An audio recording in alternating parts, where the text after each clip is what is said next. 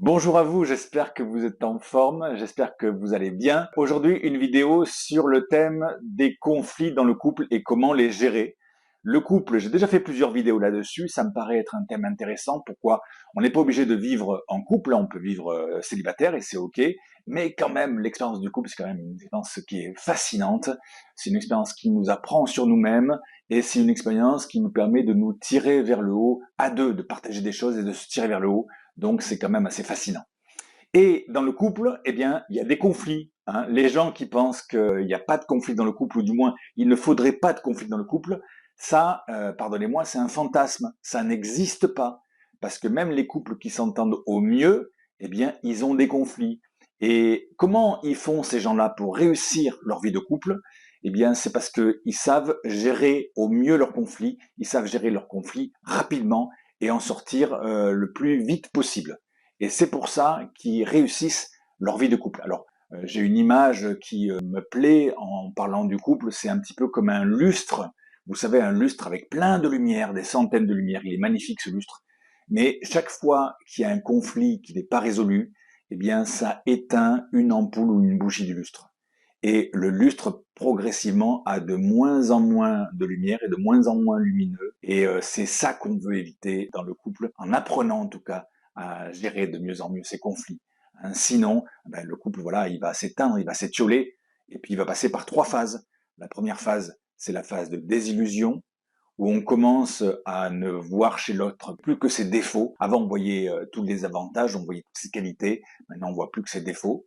Et puis, il y a une deuxième phase, c'est la phase d'éloignement, où dans le couple, eh bien, on commence à s'éloigner l'un de l'autre. On commence à partager de moins en moins de choses ensemble. Madame fait ses trucs de son côté, monsieur du sien, etc. Et à un moment donné, on ne partage plus rien.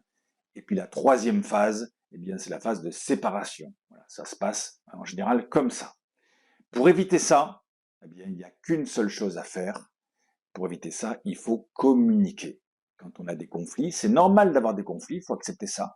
Par contre, il faut communiquer, il faut arriver à se parler. Et je ne dis pas que c'est facile, hein, je dis que c'est ce qu'il faut faire. Il faut arriver à sortir de sa colère, il faut arriver à sortir de son ego, et il faut pouvoir dire, et moi-même le premier, des fois ça me challenge, il faut pouvoir dire, voilà, là-dessus j'ai eu tort, là-dessus j'ai pas été ok, etc. Pour pouvoir discuter et pour pouvoir renouer le dialogue et recréer du lien et repartir pour finir la journée dans de bonnes conditions. J'ai retenu notamment plusieurs témoignages de personnes qui ont réussi leur couple et qui disent qu'une des règles pour réussir son couple, c'est notamment, quand on a des conflits, de ne pas se coucher fâché.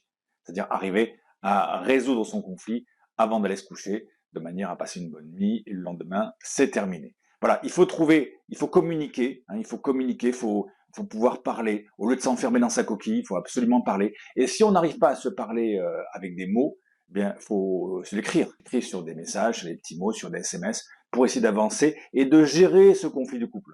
Voilà, il ne s'agit pas d'être dans l'ego et de rester sur ses positions, il s'agit de trouver un terrain d'entente et d'avancer. Ce qu'il faut se dire dans un conflit, c'est que l'ego, c'est l'ennemi du couple. L'ego, c'est la partie de nous qui veut avoir raison, qui veut être le meilleur, qui veut être le plus fort, qui veut être supérieur à l'autre. Et ça, c'est pas bon du tout dans le couple. C'est pas bon dans le couple, c'est pas bon dans les familles, c'est pas bon dans les entreprises, c'est pas bon au niveau des nations. L'ego, c'est jamais bon.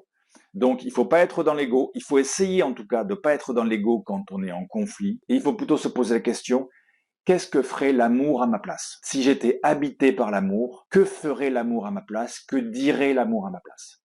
Ça, je pense que c'est une des clés pour pouvoir communiquer, pour pouvoir sortir de son conflit et pour pouvoir recréer du lien. Et puis, si vous n'arrivez pas à parler à deux, si vous n'arrivez pas à communiquer, ni par oral, ni par écrit, eh bien, à ce moment-là, l'autre voie, c'est d'aller voir un thérapeute de couple. Parce qu'avec un thérapeute de couple, eh bien, vous allez pouvoir créer une communication triangulaire.